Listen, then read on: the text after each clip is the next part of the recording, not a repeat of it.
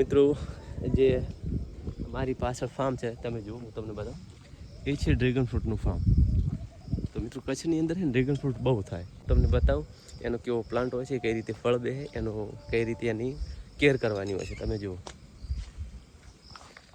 જો આ રીતે આ પોલ હોય એની ઉપર આ રીતનું રાઉન્ડ લગાવેલું હોય. આ પોલ છે એને અહીંયા વાઈને આ રીતે બોધો ને, આ સટકો મારે પછી આ રીત ને આ એની આ મૂળ છે એટલે આ રહ્યું ને આને પકડી રાખે તો આપણે પછી આ મૂકે નહીં.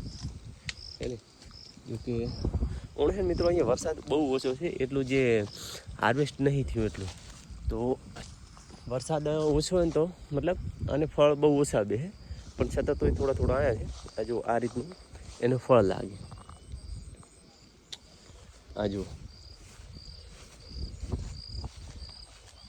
આ એના ફળ છે. આ ફૂલ છે, ફૂલ થોડું કરમાઈ ગયું અને પછી આ ફૂલના લગભગ 15-20 દિવસ થાય એટલે આ ટાઈપનો એની અંદર ફળ બેસી જાય.